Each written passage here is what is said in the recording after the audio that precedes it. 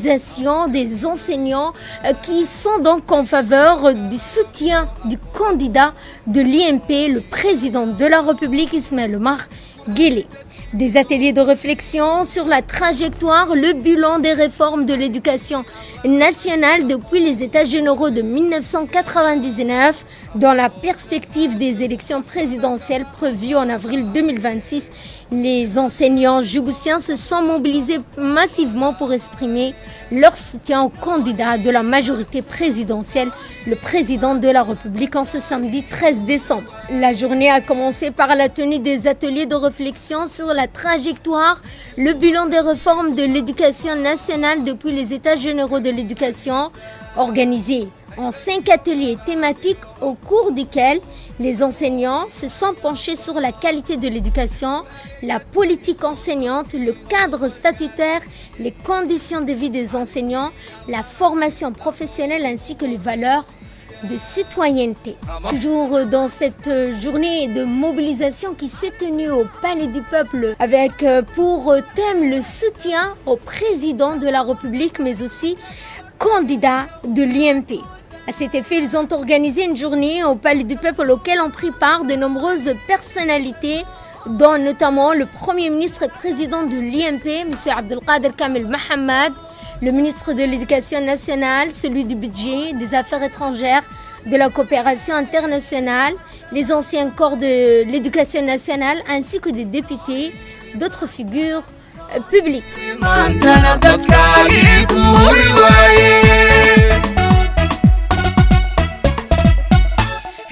Les officiels ont visité les stands, les expositions avant de s'offrir un bain de foule avec les enseignants. Rappelons que ces stands exposant sur la professionnalisation des enseignants qui sont spécialisés dans le domaine de la recherche, l'ingénierie, la formation professionnelle, l'édition des manuels scolaires, la numérisation, la communication, l'art, la production de cours télévisés et dans d'autres domaines.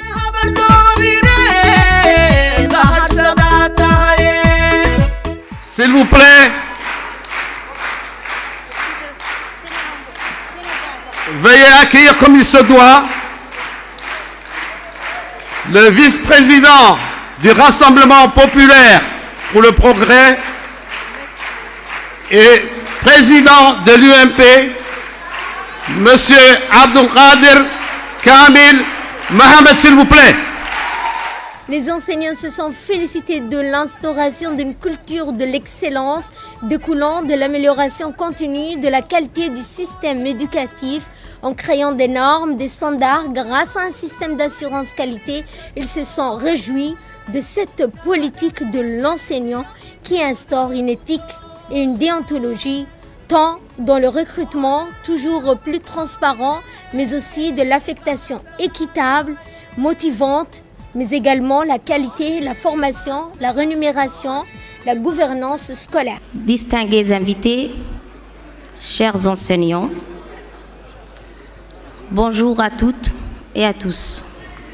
C'est un immense honneur et une profonde gratitude que je me tiens devant vous aujourd'hui pour accueillir cette assemblée prestigieuse, composée d'enseignants d'hier et d'aujourd'hui. Sans plus tarder et pour vous mettre dans l'ambiance, nous allons passer à l'animation culturelle et musicale. En premier, l'orchestre musical de l'IDA, suivi de nos enseignants chanteurs Elouad et Mohamed Awel. Bienvenue. Toujours en ce qui concerne cette journée, une ambiance survoltée dans un décor magnifique. Pour cette journée exceptionnelle, le Palais du Peuple a été entièrement décoré aux couleurs du thème IOG candidat des enseignants. À l'intérieur de la grande salle du Palais du Peuple, c'est une ambiance survoltée que les officiels, dont le Premier ministre, le président de l'UMP, les ministres de l'Éducation, du Budget, des Affaires étrangères, tous les anciens corps de l'Éducation nationale sont arrivés et ont été accueillis avec les honneurs.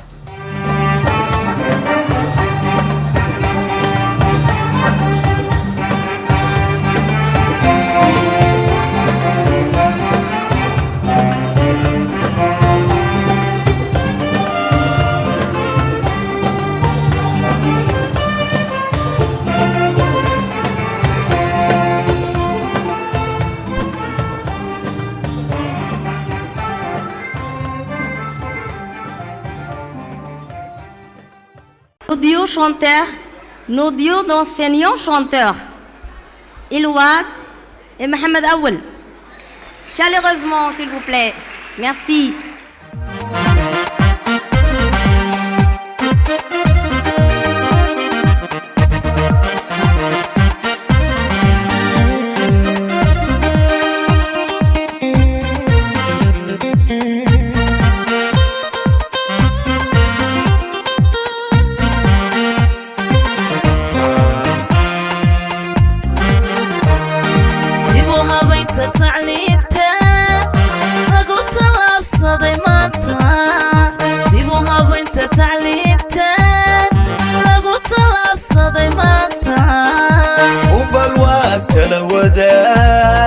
عقبدي هرتقنايه استعماركو لوغا تغي سيان لوغا تلو نفا تسمع وعا لوغا تغي سيان لوغا تلو نفا تسمع وعا لوغا تغي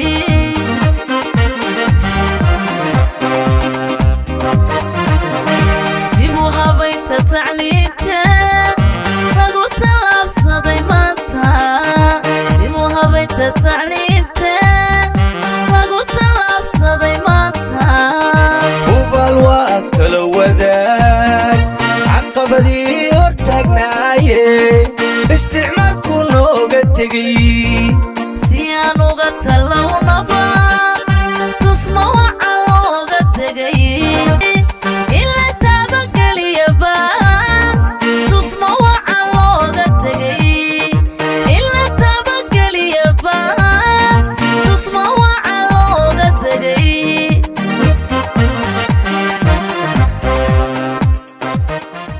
Merci à nos chanteurs enseignants, merci. On continue sur l'animation musicale avec l'orchestre de l'IDA, avec des autres instrumentales.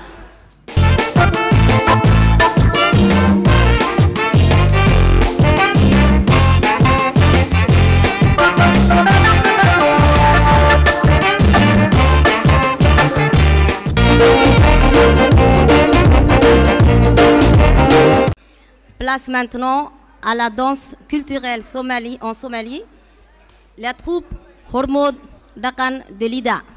Accueillons-les chaleureusement.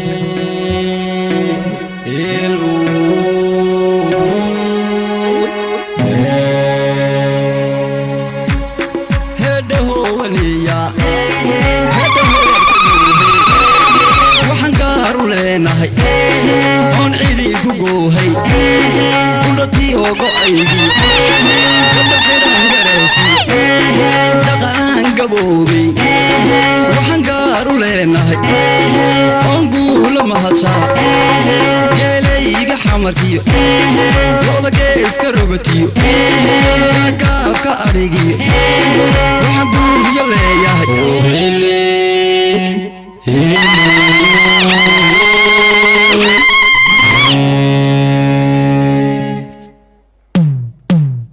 heleley gabar heleley gabar heleley gabar anaa gaarule ugaas guulo gabdhaa sare iyo anaa gudilo kartaankuna qaalabiyo tobankii oo ku kala yaal gallimaday fidinka guurka uu sugamiyo waxaad faragooya igu garaye geyga bariyo galbeedigu garo ciyaarta gobiyo wilwila igu garo heleley gabar heleley gabar heleley gabar heleley gabar heleley hobaleya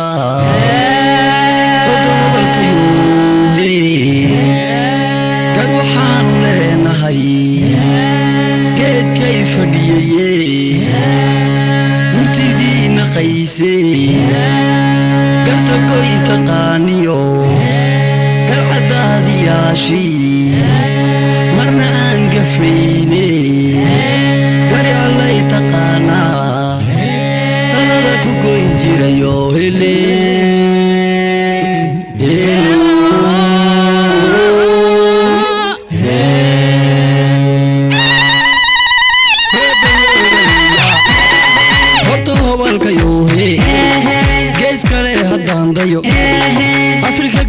baribu nagu beere guuluhu gayhodaana weeyo eebba nagu galadaye guudahaan dadkayguna gobwayaan isjecelo garashiyo aqoon dheer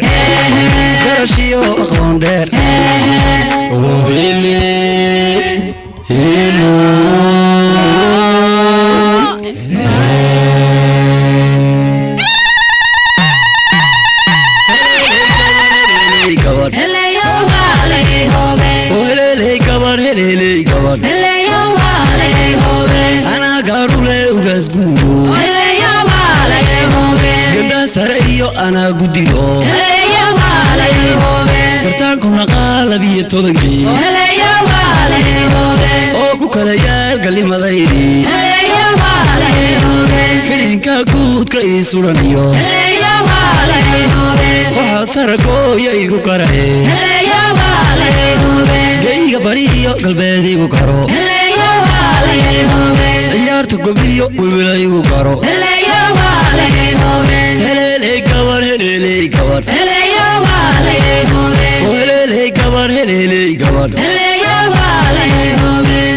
Effectivement, l'IDA fait partie de l'éducation désormais.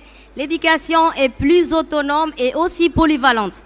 Toujours pour rester dans la tradition et dans la danse culturelle, on accueille chaleureusement la troupe culturelle en Afar.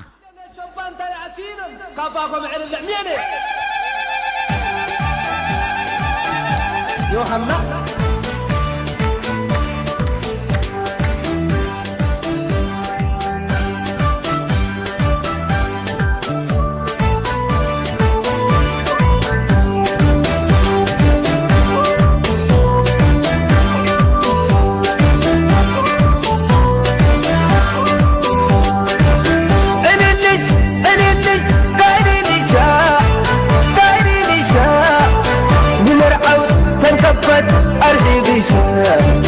أرزي بشها إليلي قايلي لشا نمرعو تركبت أرزي بشها إذا قابا بإيدي عفتا فالتمثيل للأتاك نكبت معلل ستة بيتي هنا من ملايكا تعفت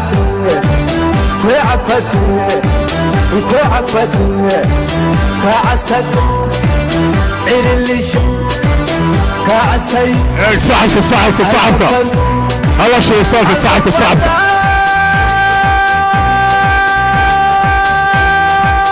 كرت قيمة إيشي شبه كما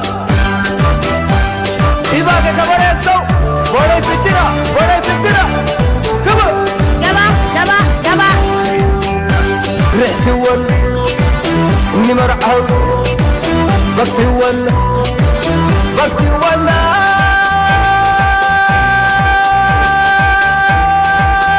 عاشرك نبتاكين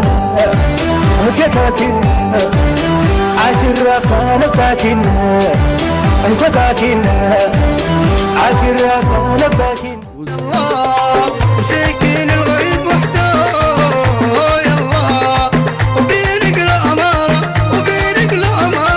شفت الورد في خده يا الله وشفت الورد في خده يا الله سمارة يا سمارة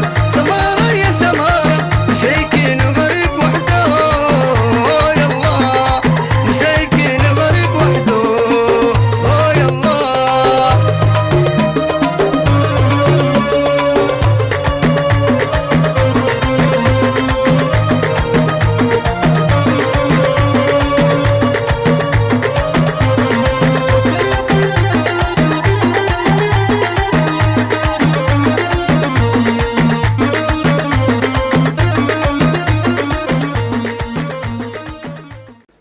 folklorique arabe. Mesdames et messieurs, place maintenant un autre type d'animation, les poèmes. Les premiers poèmes en Somalie nous sera lus par Mohamed Ismail, notre collègue encore. Bismillahirrahmanirrahim. Assalamu alaikum wa rahmatullahi wa barakatuh.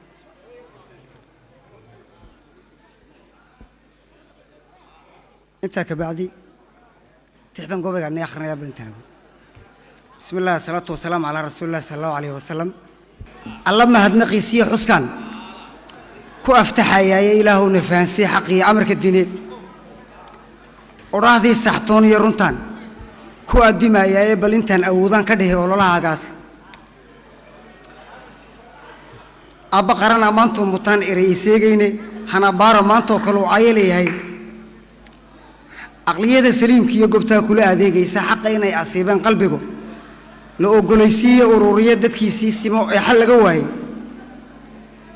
ammaanka iyo midnimadaad sugtaa ku taabacaye igmashada codkeenni saxnaa adigu soo saar ilaahay go'aankii mudnaa nagu ilhaansiiyey ismaaciil haliyey baa tihiyo aabba loo bogay edikaasiyoonkuna dhammaan adiga weeyaane xog ogaal dadaalkaad wadiya gari abaalka udub qaranka kaabaatiiyo ooda dhacameeda heegan sii arkayaa taho aamiyo sugane heegan sii arkayaa taho arrimo seegayne abidkaaba noo joog xilkani ka ahaan waay abidkaaba noo joog xilkani ka ahaan waay wassalaamu calaykum warahmatullahi. Place maintenant à la chanson du Menfob, notre chanson interprétée par Ilouad et Fafi Loubak. Accueillons-les chaleureusement avec une grande ovation. Il faut animer, il faut animer, il faut bouger. C'est une journée spéciale, donc comportement spécial.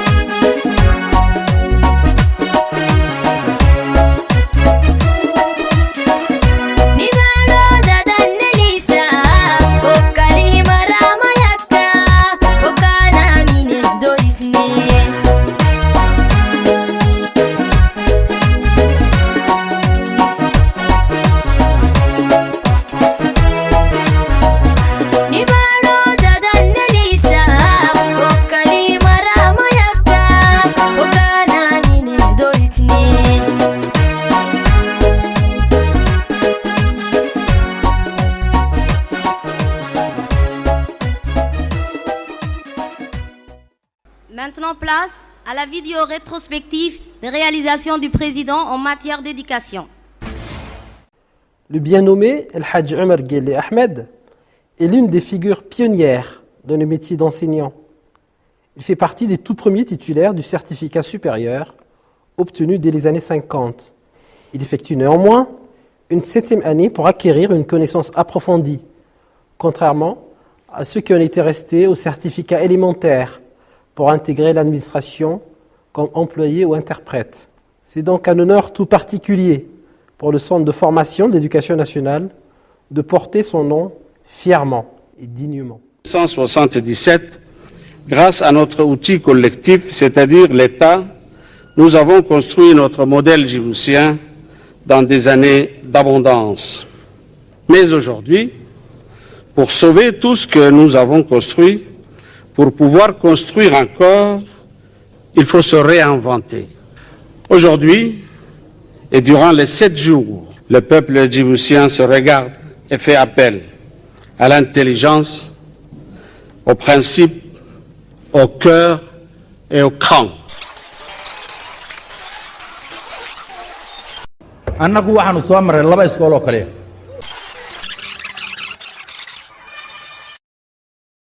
Jusqu'en 1958, elle n'avait rien fait. Rien du tout.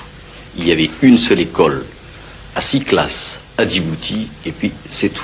Et depuis 1958, nous avons sur le plan culturel d'abord un ensemble cohérent qui commence par des écoles en brousse dans tous les quartiers de Djibouti qui se termine par un complexe d'études secondaires, lycée d'enseignement technique et puis nous envoyons nos étudiants pour faire des études supérieures en métropole. Tant que nous sommes au lycée, ça va, mais une fois sortis, chacun s'en va de son côté, quoi.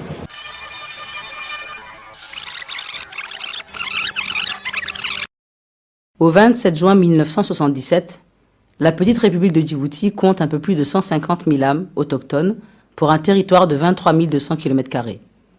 Au lendemain de l'indépendance du pays vis-à-vis de la France, le nombre d'établissements scolaires publics et privés, religieux et laïques, s'élève à peine à une dizaine sur tout le territoire national, dont un seul collège-lycée situé dans la capitale.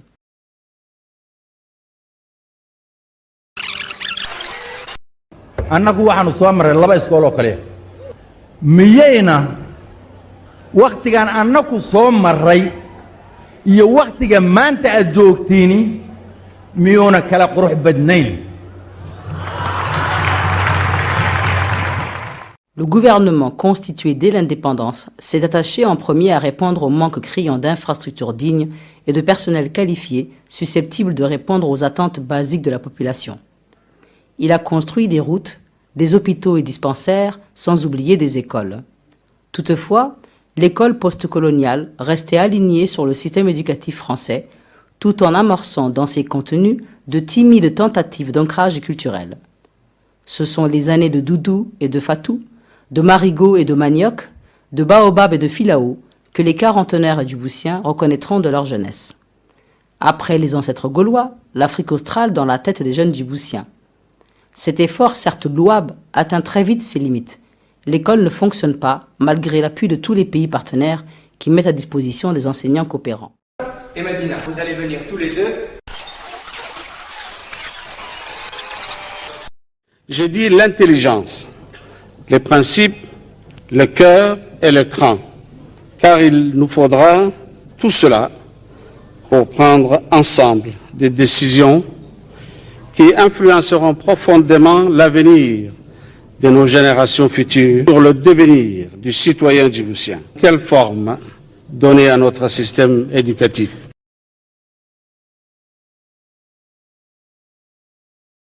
Les problèmes sont certes nombreux, les taux de déscolarisation très bas, moins de 40% parmi les plus faibles d'Afrique, les coûts élevés d'éducation par élève estimé à 110 000 francs Djibouti au primaire, parmi les plus chers en Afrique. Les taux excessifs de déperdition en fin de l'enseignement primaire et en fin du collège, 8% d'une promotion d'élèves inscrits en classe d'initiation arrive jusqu'au baccalauréat. Le gonflement des effectifs dans les classe, la qualité de l'enseignement qui se dégrade de plus en plus, l'inefficacité de l'encadrement pédagogique, l'aggravation des conditions de travail, l'insuffisance des manuels scolaires, l'inadéquation entre éducation, formation et emploi.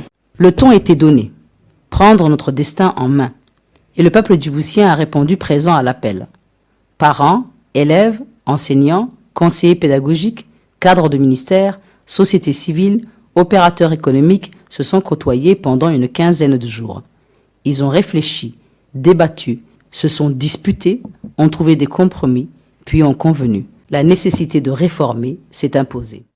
Le résultat, la loi d'orientation de 2000, dans laquelle les Djiboutiennes et les Djiboutiens ont exprimé leurs espoirs, leurs exigences, leurs ambitions, leurs rêves de notre école. Depuis, le ministère de l'Éducation, devenu MENESUP, puis MENFOP, n'a eu de cesse d'œuvrer pour réaliser les missions qui lui ont été assignées. D'abord, travailler l'accès et pour une éducation pour tous. Et pour cela, réhabiliter et construire, quand c'est nécessaire, partout dans le pays pour approcher l'école de son public.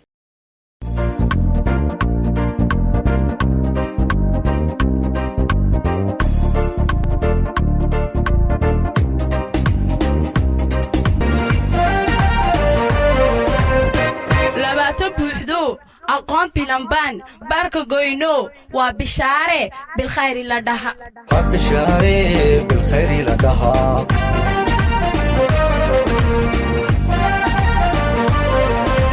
baxda barashadu ballan qaadno dalkii iyo galab dadal bixino baahidii beri dhanka barashada ka bogsoonay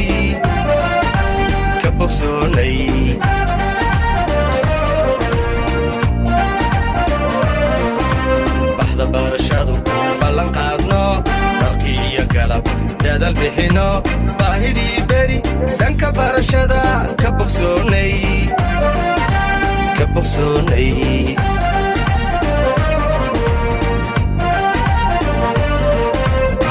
labaatan buuxdo aqoon bilan baan baarka goyne waa bishaare bilkhayri la dhaha. Les classes préparatoires aux grandes écoles de Djibouti, installées à l'école d'excellence, proposent des filières littéraires et scientifiques alignées sur les programmes français. Elles permettent aux étudiants djiboutiens de se présenter au concours des grandes écoles en France, avec des résultats remarquables, notamment grâce à l'organisation de concours délocalisés, comme le CESI à l'Institut français de Djibouti. En 2024, le ministre de l'Éducation nationale et de la formation professionnelle, son Excellence M. Moustapha Mohamed Mahmoud, a reçu au ministère les 2 promotions distinguées de l'école d'excellence pour une cérémonie officielle marquant une étape importante dans le développement des CPGE à Djibouti. La première promotion était composée de 47 nouveaux bacheliers sélectionnés pour intégrer les classes préparatoires aux grandes écoles pour un cycle intensif de 2 ans consacré aux filières scientifiques et littéraires. La seconde, quant à elle, elle réunissait 25 étudiants ayant terminé avec succès leur formation préparatoire et obtenu d'excellents résultats au concours d'entrée des grandes écoles françaises, confirmant ainsi la qualité de l'encadrement et le sérieux du programme. Ces lauréats ont ensuite quitté Djibouti afin de rejoindre des institutions d'enseignement supérieur prestigieuses, où ils débutent un parcours qui les prépare à occuper à terme des positions de haut niveau dans les domaines scientifiques, technologiques et administratifs.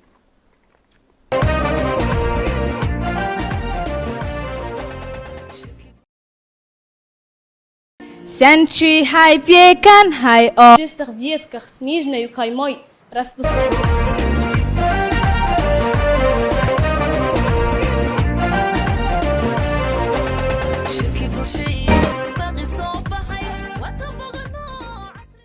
Excellences, Monsieur le vice-président du RPP et président de l'UMP, nous avons souhaité partager avec vous une vidéo que le CRIPEN avait concoctée pour cette journée mémorable. L'ensemble de ces réformes, aussi ambitieuses que structurantes, reposent sur l'engagement constant du corps éducatif, en particulier des enseignants, car par leur dévouement, leur persévérance et leur sens du sacrifice, ils demeurent les véritables artisans de la transformation de l'école djiboutienne et le socle sur lequel se construit l'avenir éducatif et social de la République de Djibouti. Chers membres de la communauté éducative, distingués invités, mesdames et messieurs, assalamu alaikum wa rahmatullahi wa barakatuh. Il y a de cela 20 ans, se sont tenus les États généraux de l'éducation nationale, eu égard à notre volonté de remporter le défi de la modernité et du développement. Nous avions alors à l'unanimité exprimé, responsables comme professionnels de l'éducation et société civile, un souhait de rupture avec un système largement dépassé qui ne correspondait ni à nos aspirations, ni ne reflétait notre identité djiboutienne. La volonté qui est la mienne et celle de mon gouvernement d'être à vos côtés, chers enseignants et responsables du ministère, pour développer tous ces axes importants qui vont façonner le métier d'enseignant afin de l'adapter aux enjeux du présent et de l'avenir, font écho à vos préoccupations concernant le devenir de votre profession.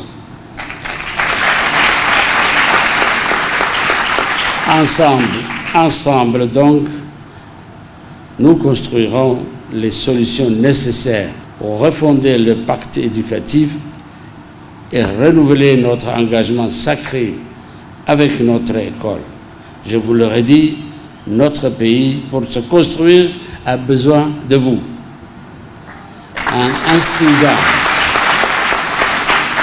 En instruisant nos enfants, c'est à vous qu'il est donné l'ultime privilège de bâtir notre avenir. Vive la République, je vous remercie. Alors, ça se passe de commentaires. Aujourd'hui, je suis ici pour vous faire une synthèse générale des ateliers de réflexion qui ont eu ce matin. Depuis les États généraux de 1999, impulsés par son Excellence Al-Hajj Ismaël Omar Guelleh, président de la République, l'éducation nationale a connu de nombreuses transformations de qualité. Il est vrai que l'éducation reste le socle qui construit et porte le développement économique et social d'un pays. Il est d'autant plus vrai de faire de l'éducation non seulement un lieu juste de connaissance, mais une école aux valeurs citoyennes, patriotiques, inclusives et de vie. Cette journée, Excellence, dans cette journée, dédiée au corps enseignant IOG, la réflexion scientifique a porté sur 5 thématiques autour de l'enseignant, bien entendu, pierre maîtresse de cet événement, et dont les initiatives ont été les suivantes. L'atelier premier, la qualité dans l'éducation. Instaurer une culture de l'excellence et de l'amélioration continue de la qualité dans le système éducatif en créant des normes et des standards grâce à un système d'assurance qualité a pour forte ambition de faire de l'école djiboutienne une vitrine de qualité au niveau national et pourquoi pas régional et international. Ainsi présenter l'amélioration de la qualité comme la contribution essentielle des enseignants à l'émergence économique et sociale du pays reste pour nous un énorme défi à relever. L'atelier numéro 2 a porté sur la politique enseignante. Ce thème très soutenu s'est donné comme question principale une gouvernance juste et participative, où l'éthique et la déontologie sont mises en valeur, mais d'autres points très documentés et qui touchent directement aux enseignants, à savoir la transparence dans le recrutement, les affectations équitables et motivantes, les formations dans tous les aspects, le plan de carrière et rémunération, la gouvernance scolaire, l'enseignement privé et bien d'autres ont été développés de long en large.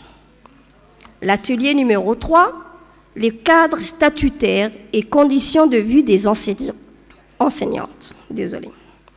Cette thématique est imbriquée dans celle qui est précédée parce qu'elle est en étroite liaison, car elle s'inscrit dans les mêmes perspectives. C'est d'offrir un cadre de travail et de vie au cadre enseignant. Mais sa particularité est de définir davantage la rénovation statutaire, la révalorisation professionnelle, la redynamisation de la fonction enseignante, les perspectives attractives et de carrière et surtout la facilité d'accès au logement, un levier pour une vie digne et un enseignant épanoui. L'atelier 4 sur la formation professionnelle. La formation professionnelle est un pilier stratégique pour l'insertion des jeunes et faire de Djibouti une république en développement, tournée vers l'avenir. C'est pourquoi le programme de la formation professionnelle est concerté et élaboré en partenariat avec les entreprises afin de consolider l'adéquation formation-emploi. Pour ce faire, le MENFOP s'est doté des infrastructures et d'équipements modernes, sans oublier la création d'un centre sectoriel de formation professionnelle aux métiers du transport et de la logistique, répondant ainsi aux activités aéroportuaires. Atelier numéro 5, la valeur et la citoyenneté. Valeur et citoyenneté, voici un thème très fédérateur qui est à la fois transversal mais majeur, car il incarne le sens de la vie, les règles, les comportements de l'humain à travers l'enseignant, l'élève et la société tout entière. Il est indéniable, sinon primordial, de faire de notre école le creuset de la nation djiboutienne et des valeurs républicaines. Il s'agit justement d'intégrer dans les programmes scolaires et dans ceux de l'alphabétisation des adultes des modules renforcés autour de la tolérance, de l'identité culturelle, des valeurs islamiques et plus encourager au sein des établissements les projets socio-éducatifs. Ceci a été un résumé succinct des 5 ateliers scientifiques présentés ce matin. Cet atelier sur les valeurs touche toutes les autres commissions, qualité, formation culture professionnelle, carrière et conditions de vie de travail des enseignants et beaucoup d'autres sujets qui nous concernent. Il est transversal. Donc, orienter des perspectives et confirmer nos valeurs et nos comportements demeure à la fois être un modèle et même une nécessité à nos convictions et à notre confession. Les valeurs qui donnent un sens à la vie découlent de celles qui sont propres à l'éducation, car elles permettent de tenir compte de l'humanisme et de l'apprentissage permanent à devenir responsable, civilisé, intègre, patriote et citoyen du monde. Dans cette perspective, les valeurs portées par son Excellence, Monsieur le Président, sont palpables et se réaffirment au niveau du MENFOP. Une éducation plus juste et équitable liée aux valeurs nationales. Une prise de conscience sur une responsabilisation éthique et déontologique. Une prise de conscience sur la responsabilisation éthique et déontologique. Une responsabilité d'un citoyen djiboutien capable d'impulser aux valeurs formatrices. Monsieur le Président, vous avez tenu votre promesse pour l'éducation. Nous tenons à vous pour l'avenir. Merci. L'animation continue. Nous appelons maintenant, pour un poème en afar, Monsieur Hussein Salah, pour nous interpréter un adar de Oumouna Habba Failissa. Arhibaï. دقيتمناه نندبان ادقيتمناه نندبان بريتو علمي حيل تمتن وهادقو كسمت جياك بارو هب أكرارساك مكوك ملاك هغادك بريتو وزار الحساك تبريتو فيهني تبريتو فيهني معلمين إلسيسيني أيدكا كان قرسيني كان الدقا فيهني كان الدما قبل سيني أصبح فوحة بحسيسيني تبريتو مدت جيني تبريتو مدت جيني ما شاء الله أنكا كنا قد يا حسينو تبريتو فيهني ريدي نبو أوري ريدي. Maintenant, place à l'animation culturelle, une chanson en arabe avec la troupe de Nahari.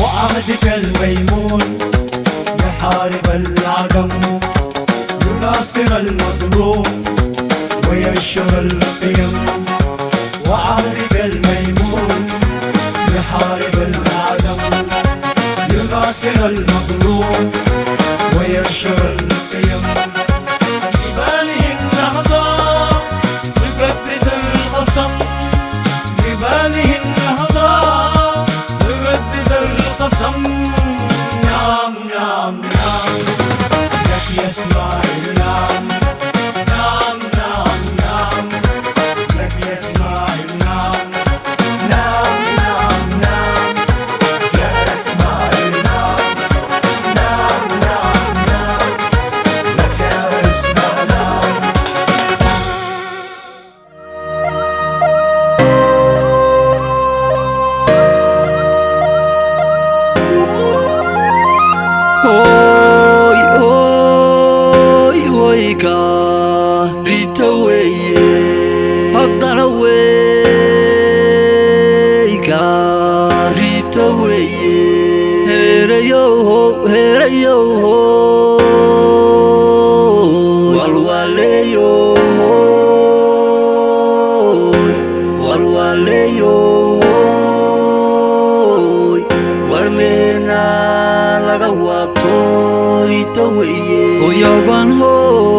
yaban hoye harimade hanahaban hobbe hanahaban lima hela mahambayne hadal badan han mabuuxinayo harimade hanahab ninkii hadlayaaba ha iska hadle harimade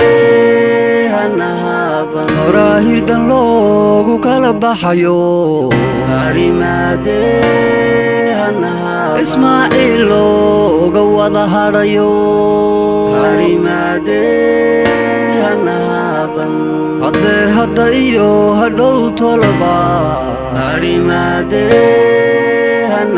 hogaamiyaheeni weeyaano harimade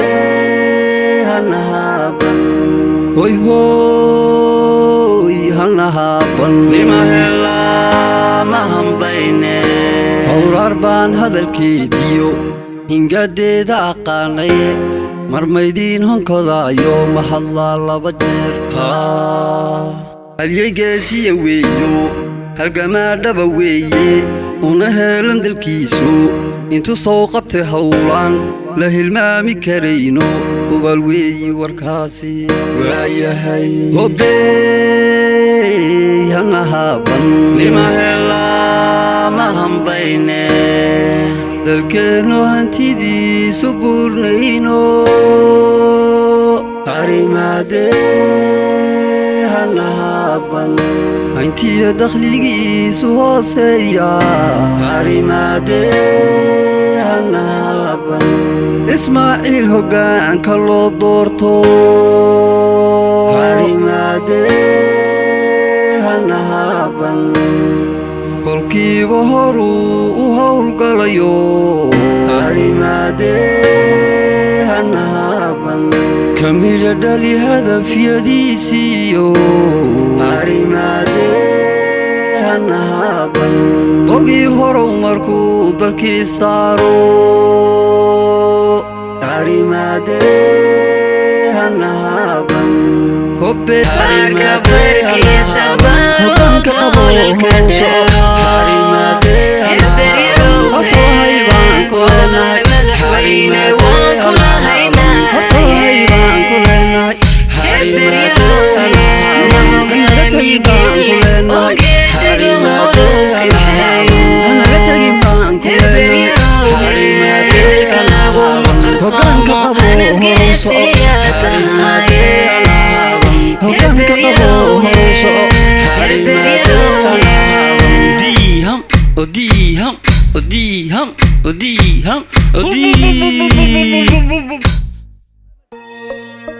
beeldaajiyaheenno bulshado isku duuban baa barbarkaaga istaagtay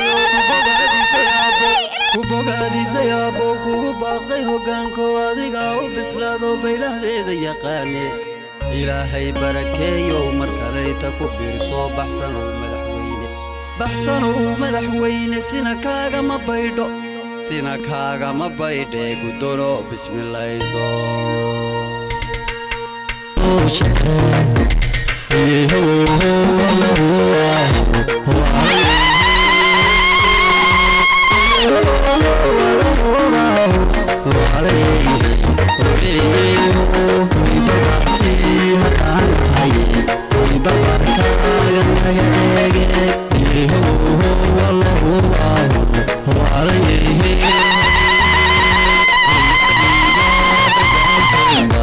Ismaa'il baladkan soo geliyo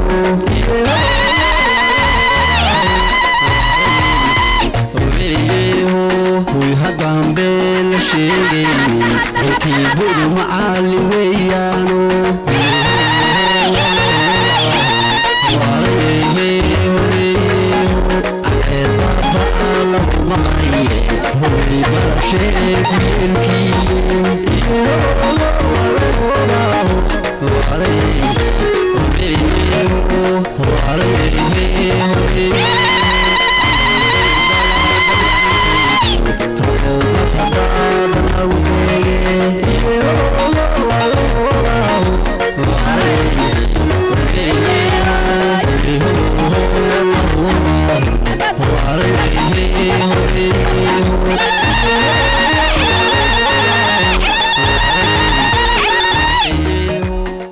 Merci à la troupe que nous avons fait sauter, mouvementer, décadencer. Maintenant, on passe à une autre animation, un poème interprété par Saada en arabe, un poème interprété en arabe par Saada, une étudiante de l'IDA. تحية من القلب لكل من يصنع للعلم نورا ويمد للمعرفة يدا تضيء الطريق. تحية للعلم تعلو في سمائنا وتشعل الأيام أملا في خطانا. تحية للقلم نبض الحياة به نبني العقول ونرفع الرايات. مدارس العلم تزداد ازدهارا وتفتح للطلاب بابا وأنوارا. ومعلم يمنح الأيام جهدا يزرع في الأرواح علما ومجدا. فمن يساند العلم يرفع الأمة ويحيي في القلوب عزما وهمة. دعم يمد المدارس بالنور ويرفع للمعلم قدره في الحضور. ومع كل يوم يزداد العطاء فيسمو معه التعليم شموخا ونماء. هذا الدعم أشرق كالفجر ضوءا فأصاب العلم قوى والعلم رقيا. وفي حفلنا نقف اليوم فخرا نهنئ كل من بذل للعلم برا. ومهما يمر الزمان ويمضي يبقى داعم العلم نورا يبقى داعم العلم نورا. Une autre animation, les sketchs en Somalie. xafladda maanta iga waran xafladda maanta miyaan kaba warrami karayaa farxad baan maalinka maanta inaan duulo waxba ilama asa diyaaradda been kuma sheegayo farxad daraaddeed baan leeyahay ma duusha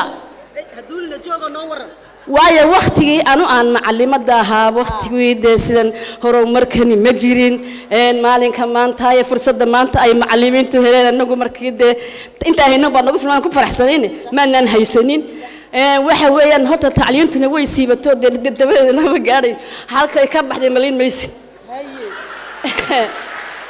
madaxweynaheena ilaahay madaxiisa iyo magaciisaba ha raajo ilaahay meel khayr qabta ha mariyo jannadana allah ugu bishaareeye waxaan ku leeyahay tacliintii buu qaado meel kastaba gacantuu gashay meel kastaba gacantuu gashay waryaaday warka kacay macallimiin dhiiranna wuu helo sida ragga u shaqaysa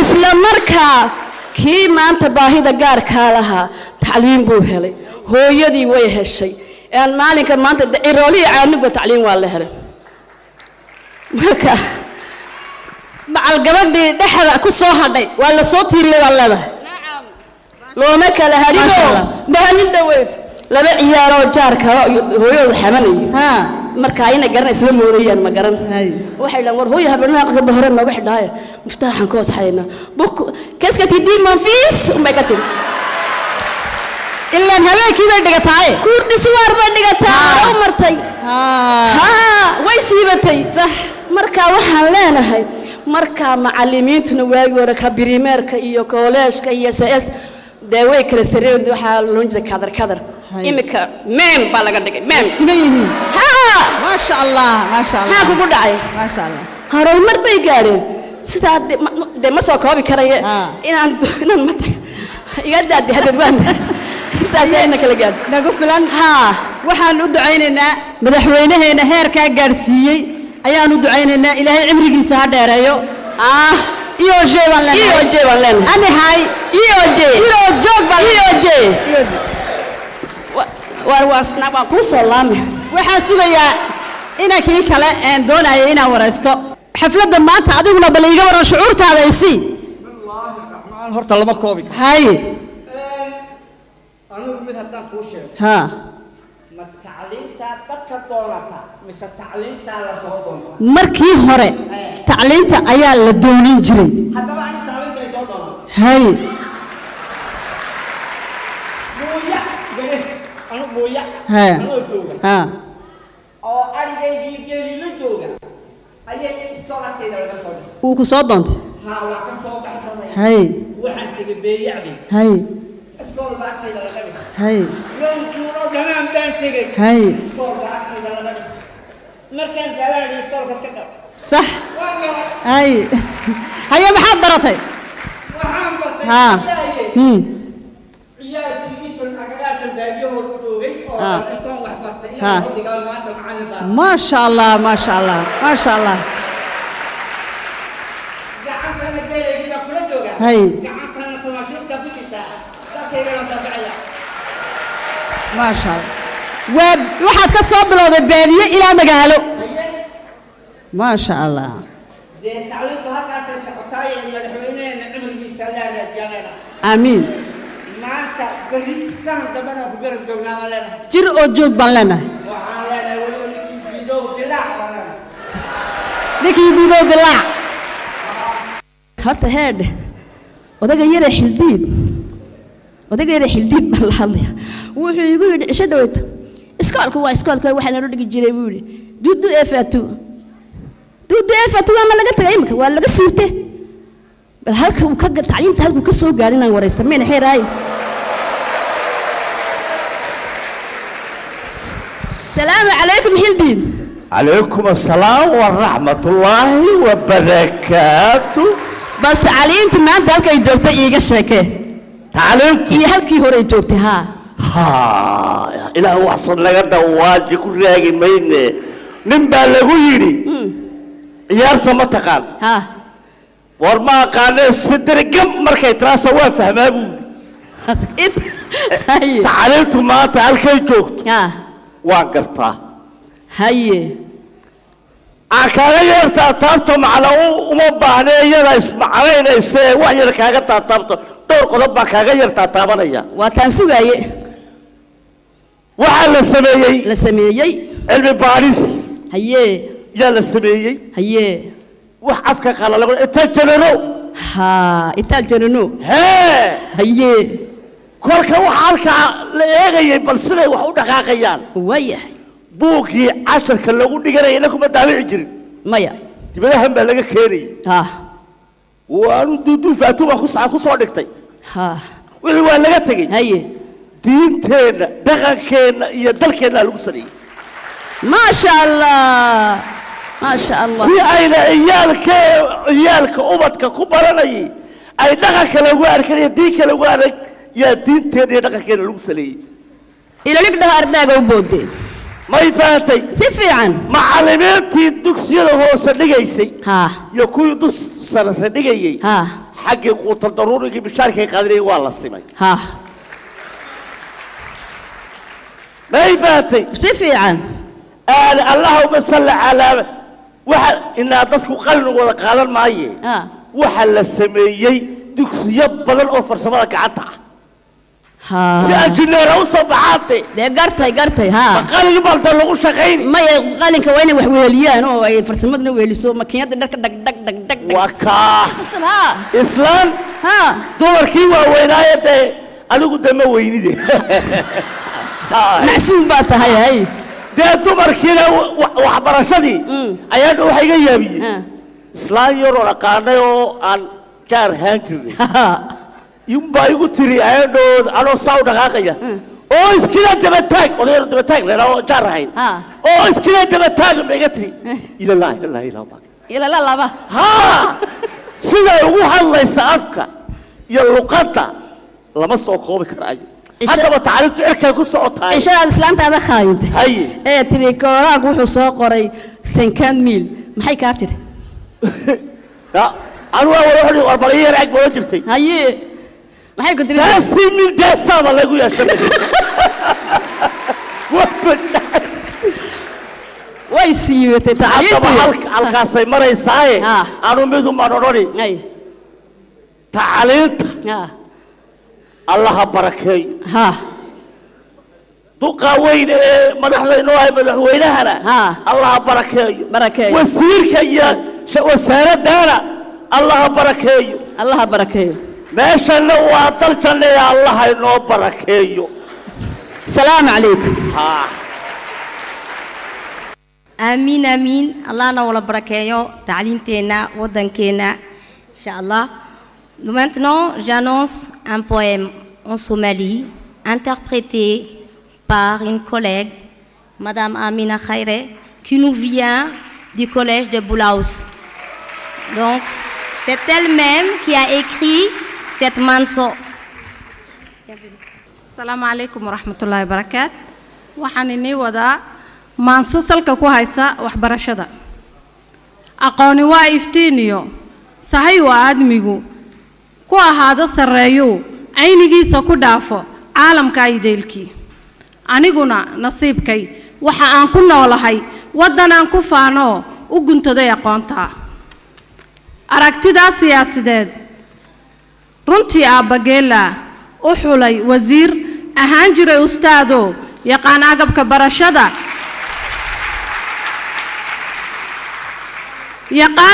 barashada ibaheeda dararay sida loo agaasimo dadaal buu ku keeno wataada yarteeni dareysaad u qurxooniyo dhiganayso maantaba buugagay dadkood qoreen aniguna haddaanahay macallinkii miisaaniyo miirsamo ku qaybayay darsigiyo xuruufaha mahad baan u celinayaa intii maamulkeed lahayd in awlaadda lagu xukumo qalinkiyo dugsiga dhexe ilaa ay qaangaadhayaan waxaanahay haween waxaanahay baraa waxaanahay iyojiis waxaanan siinayaa taageero buuxdo oo bilaa shuruuda madaxweynahayga alxaaji ismaaciil cumar geelle salaamu calaykum waraxmatullaahi wabarakaatu ما شاء الله ما شاء الله ما شاء on applaudit Dès qu'elle a tourné le dos, non. Vous avez entendu ce qu'elle a dit, mais les enseignants ne se sont pas arrêtés à notre collègue. Du nord au sud, d'est en ouest, ils ont tous voulu témoigner. Et ce n'était pas facile du tout. De là, du fin fond de la brousse, ils ont tenu à faire une vidéo et à proclamer haut et fort leur soutien au candidat IOG. S'il vous plaît. Et là, vraiment, je félicite l'équipe du montage qui a concocté ça. On va visionner tous ensemble et faire attention à tout ce qu'ils vont dire. Merci.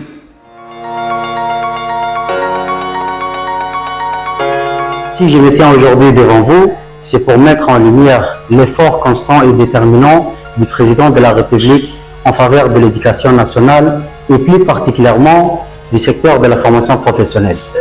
Depuis 1999, Son Excellence le président de la République de Djibouti, Al-Hajj Ismail Omar Guelleh, a joué un rôle déterminant dans la transformation du système éducatif, en particulier à la formation professionnelle. Grâce à sa vision, la formation professionnelle est devenue un véritable pilier du développement national. De nouveaux centres ont été créés, les filières de la formation professionnelle ont été renforcées, les équipements adaptés aux besoins. Cette priorité présidentielle s'est traduite par la création et la modernisation de plusieurs établissements de formation à travers le pays, avec pour objectif de renforcer les compétences nationales, favoriser l'insertion professionnelle des jeunes et répondre aux besoins du marché du travail. À travers ces actions, le chef de l'État confirme sa volonté de faire de la formation technique et professionnelle un pilier de développement durable de la République de Djibouti. Donc, je souhaite exprimer la fierté que j'éprouve devant les avancées réalisées dans notre pays par notre très cher président, Son Excellence Al-Hajj Ismail Omar Guelleh, comme les services publics qui ne cessent de se moderniser, les infrastructures qui ne cessent de se renforcer et l'ensemble de notre territoire qui bénéficie d'une dynamique de développement qui installe davantage de stabilité et de confiance. Et ça, c'est ce qui fait de nous un pays à forte importance géopolitique.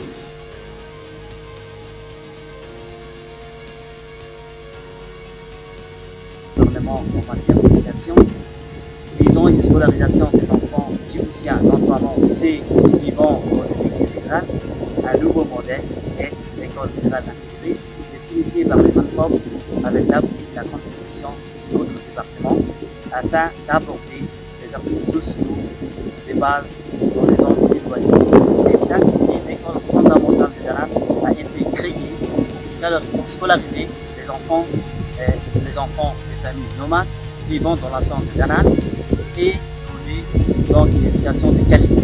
Cette nouvelle approche a favorisé non seulement l'inclusion, mais aussi réduit l'exode rural. Il y a eu plusieurs écoles de Tadjoura-Ville jusqu'à fin fond de Bouya. Récemment, nous avons assisté à l'inauguration d'un lycée à Bouya, ce qui permettra aux élèves de Bouya de ne pas se déplacer jusqu'au chef-lieu ici à Tadjoura pour poursuivre leurs études secondaires au lycée. Aujourd'hui, je me réjouis pleinement que des élèves de l'école de Sankal de cette époque sont devenus actuellement professeurs d'école au sein du lycée de Sankal. Je suis chargé également de veiller sur la politique de l'éducation pour les localités mise en place par notre MENFOP, telle que la prise en charge des élèves à l'école jusqu'à l'âge de 16 ans, l'inscription sans condition. En plus de ça, ces élèves bénéficient d'une continue scolaire, l'accès à une éducation gratuite telle que les manuels, l'uniforme. Cependant, je me vois témoin de l'évolution de l'éducation de cette localité de Sankal en matière d'infrastructure et en matière d'accès à une éducation gratuite.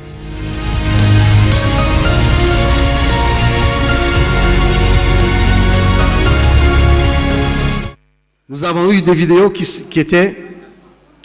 avaient des difficultés d'enregistrement. La qualité n'était pas bonne. Mais c'était pour vous dire combien ces enseignants, aussi éloignés qu'ils étaient, ont tenu à témoigner. Et c'est ça qui a poussé la commission à retenir ces vidéos. Donc, pour vous dire que le cœur était là, la qualité, je pense qu'on peut être indulgent.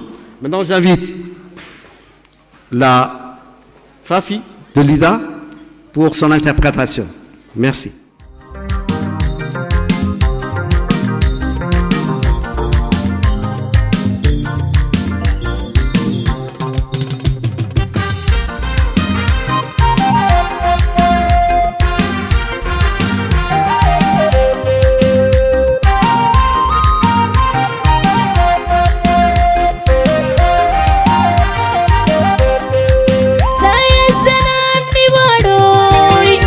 tabte mal sayna sayesanani wadoy atabte mal sayna kayunti kol kiballe nabaw agid kokiyan kayunti kol kiballe nabaw agid kokiyan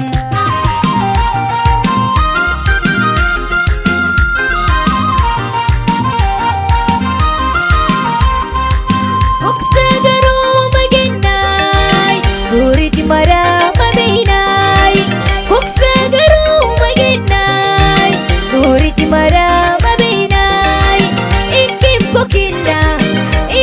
kokina napaw agid kokina ikim kokina kushibi koya napaw agid kokina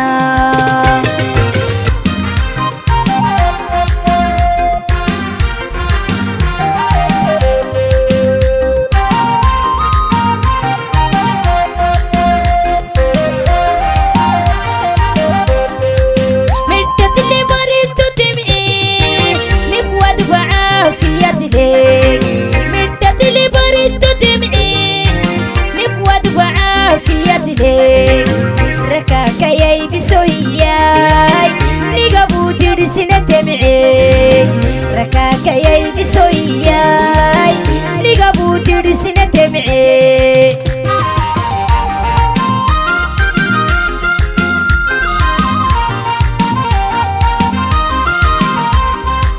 kuksagaru maginay uriti marama binay kuksagaru marama binay ikim kokina napaw agid kokina ikim kokina kushibi koya napaw agid kokina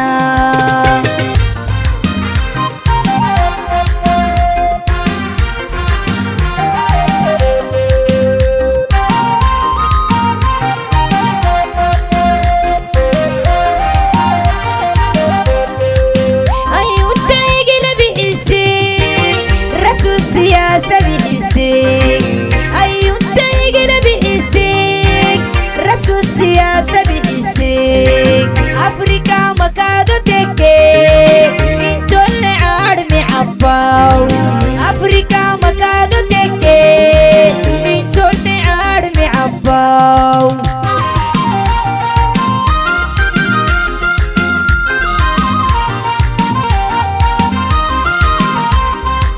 kuksagaru maginay uriti marama binay kuksagaru maginay uriti marama binay ikim kokina napaw agid kokina ikim kokina kushibi koya napaw agid kokina ikim kokina napaw agid kokina ikim kokina kushibi koya napaw agid kokina.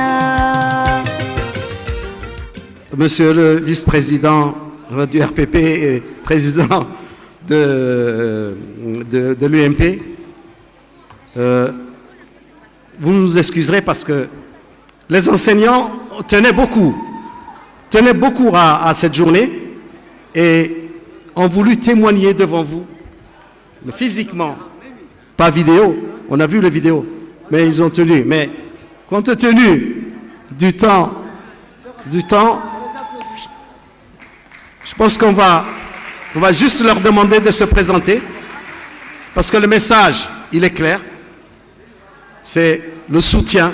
Ils ont vraiment, vraiment voulu dire ça devant vous et devant leurs collègues, combien ils sont tous engagés pour le soutien au candidat IOG. Et on peut les applaudir.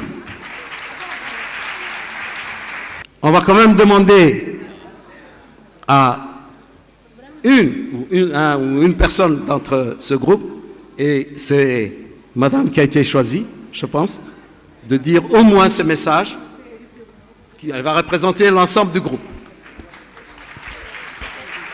Bonjour, je m'appelle Bilan Oumaradan, enseignante de français au CEM de Tadjoura, enseignante depuis 2009 maintenant.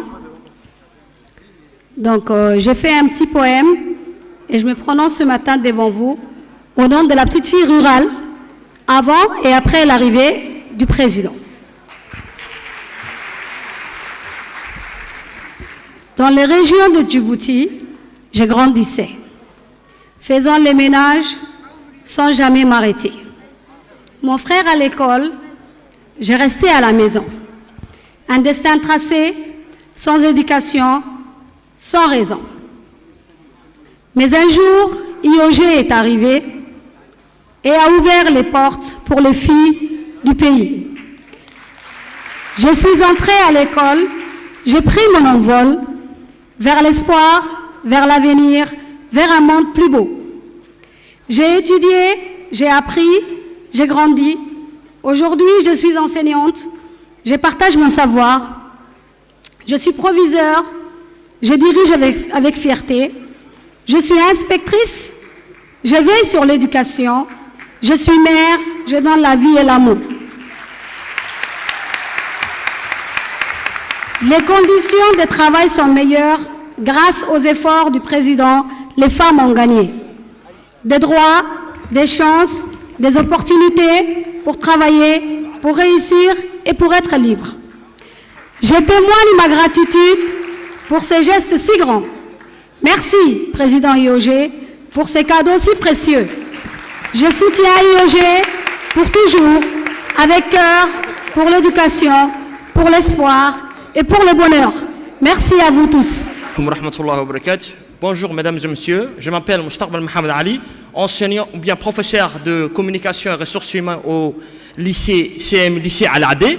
Je viens de Al-Adé aujourd'hui pour apporter mon soutien au candidat le président de la République, Ismaël Omar Guelleh.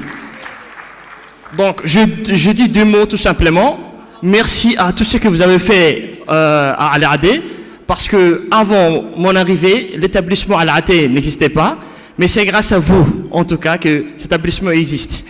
Parce qu'il y avait aussi les élèves de région de Al-Adé aussi, s'est déplacés à Ali Sébia pour passer le bac, mais alhamdoulilah, heureusement, dernièrement, depuis la décentralisation de la politique d'Ismaël Omar Guelleh, les élèves passent leur bac chez eux, et ça c'est une de, voilà, un parti.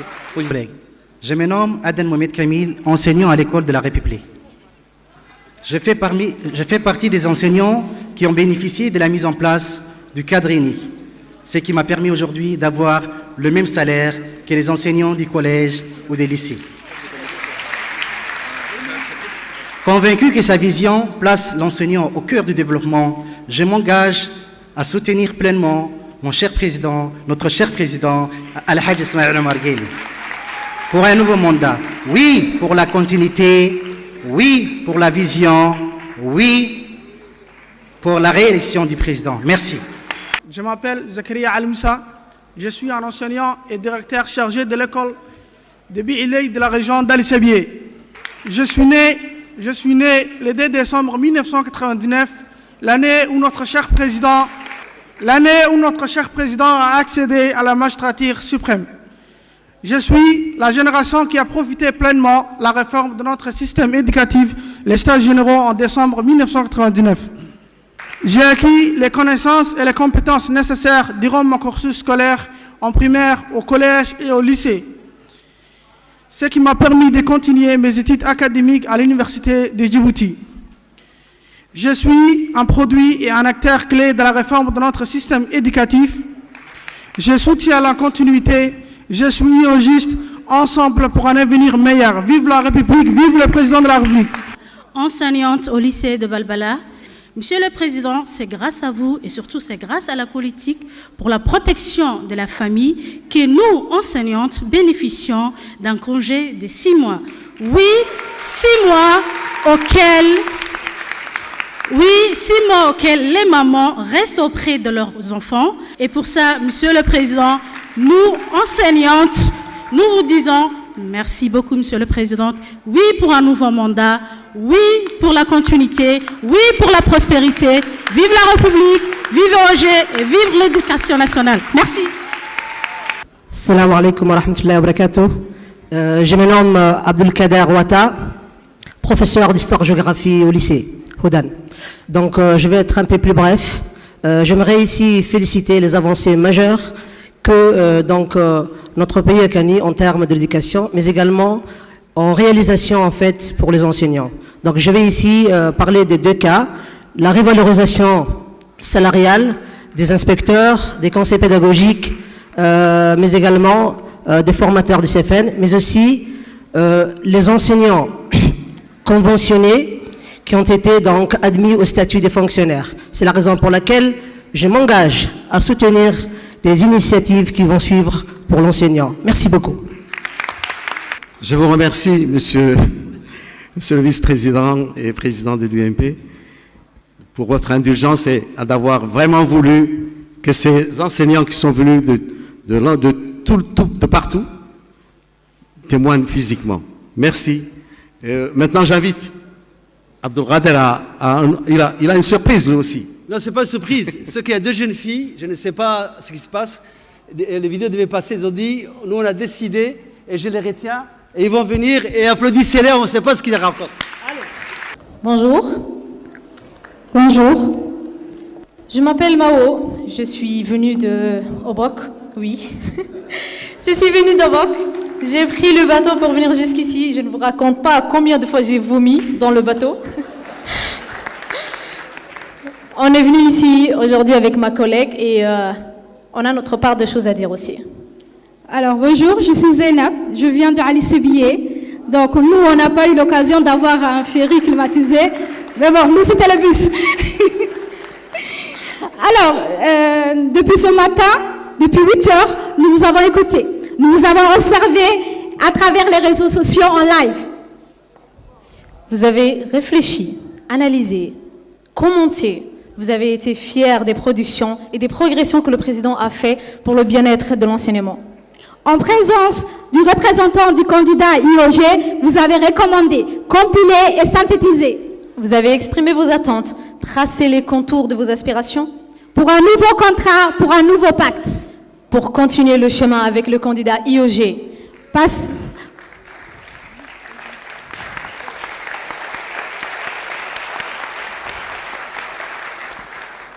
que l'avenir de l'éducation se construit d'abord avec vous et grâce à vous.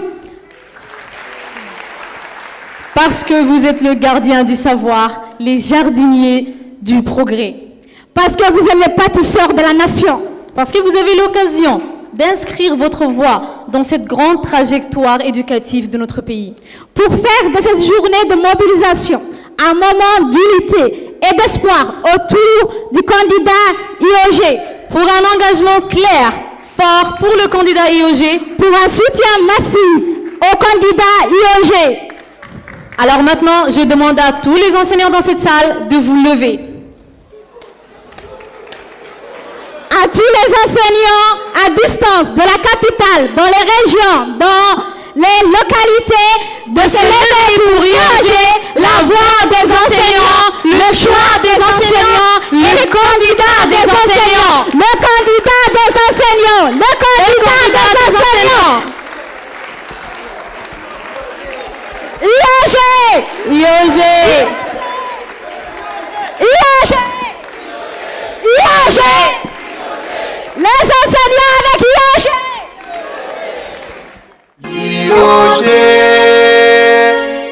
وسرك عيوتي أبها دلكنا وسركعا يوجي أبيه قرنكو مركلي يوجي ومضو وحي كتري مركلي يوجي تاريخي أفريقو مركلي يوجي نرداده إسماعيل هذاك ويليلاي نداده إسماعيل هذاك ويليلاي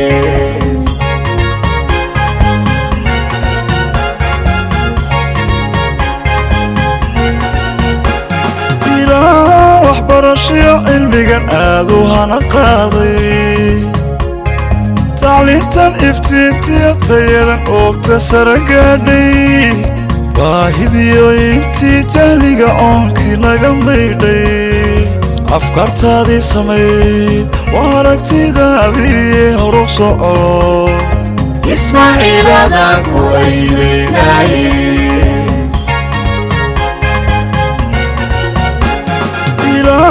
waxbarasho cilmigan aad u hana qaaday tacliintan iftiintiya tayadan oogta sare gaadhay baahidiyo intii jahliga oonkii naga maydhay afkaartaadii samayd waa aragtidaadii horu soco إسماعيل هذاك ويليلاي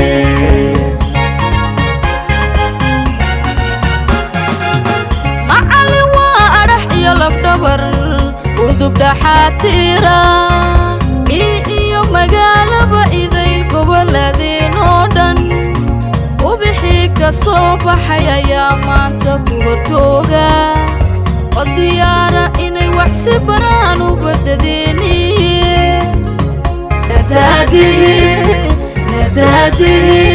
إسماعيل هذاك ويليلاي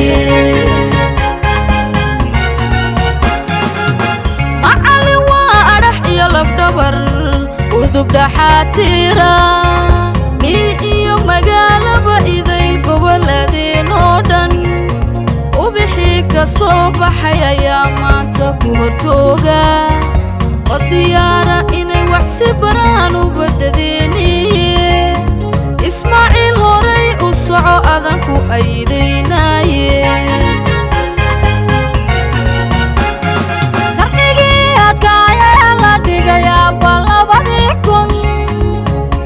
abulkiisa la galay midha abqaalkiisa gadalkaagii dheeraa waa kaa dhalay u baakiye oo sinabay rag iyo dumar kuwan baqaadene ismaaciil aray u soco adag wayidaylay sharcigii adkaayee la dhigayaa balabadii kun abulkiisa la galay midha abqaalkiisa gadalkaagii dheeraa waa kaa dhalay u baakiye oo sinabay rag iyo dumar kuwan baqaadene ismaaciil aray u soco adag wayidaylay intay dani hor joogtay oo intii uba tacliin waayey talyare inuu helo aqoon aabbo u bilaasha adiga ammaan ku mudan mahad abaalkeede ismaaciil hore u socaadan ku aydaynaye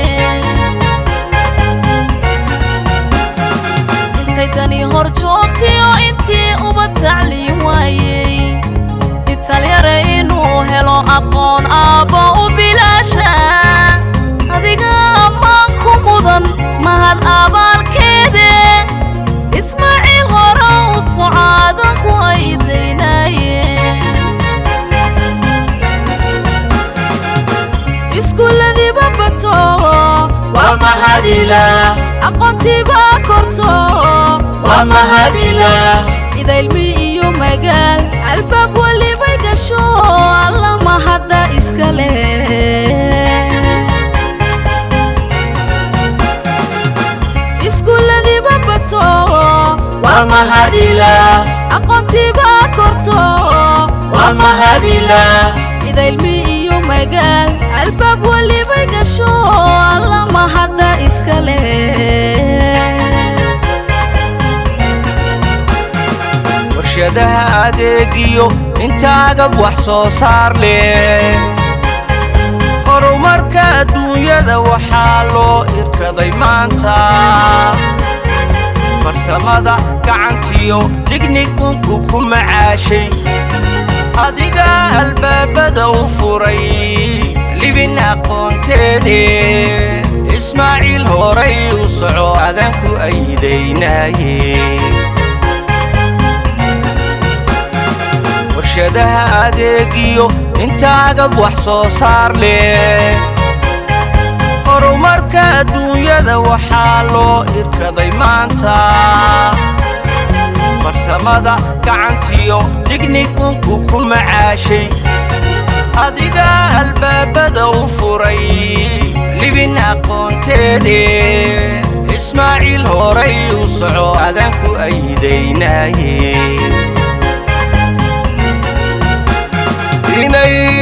inayana qaadeelaan haweenku aqoon bartaan sinan lagu wada aflaxo adaa noo jeexayaabo ismaaciil horay u soco adeegiyo liifarada ardayda wax loogu dhigo kobaca agabkiyo tayada isha soo saarta iyo unugga cilmi baadhistiyo kiribben waa udub dhexaad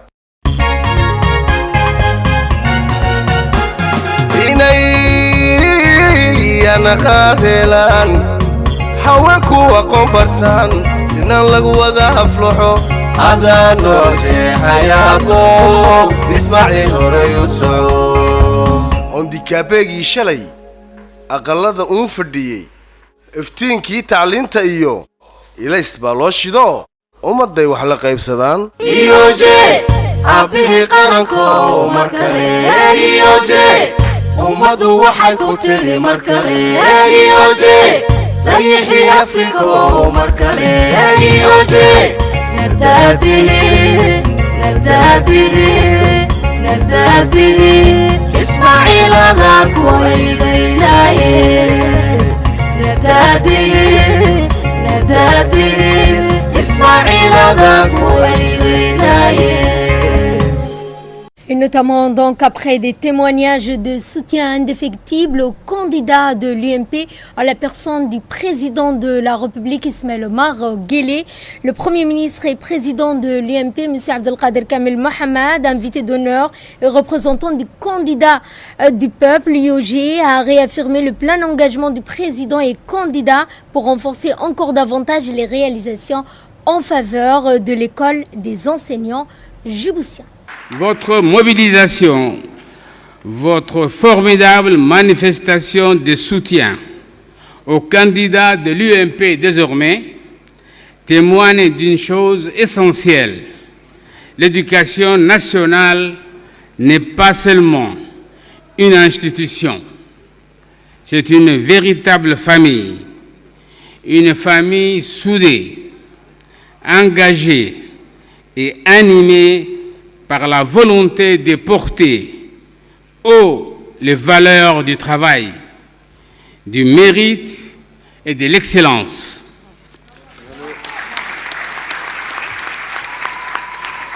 Aujourd'hui, nous sommes rassemblés pour faire gagner notre candidat, Ismaïl Omar Guelleh, qui portera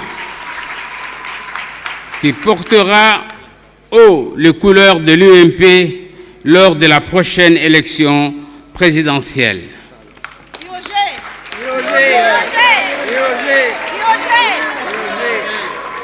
À travers lui, c'est tous les pays qui avancent. Quand le peuple s'engage, tout devient possible grâce à l'aide de Dieu.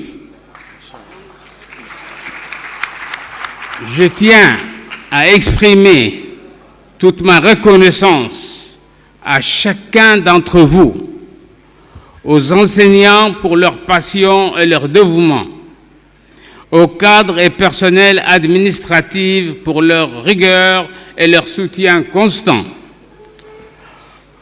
aux parents d'élèves, à tous ceux et celles qui, de près ou de loin, a organisé cette manifestation de soutien à notre candidat qui entre dans cette élection avec un atout précieux, la force de tout un pays derrière lui et la chaleur de tout un peuple.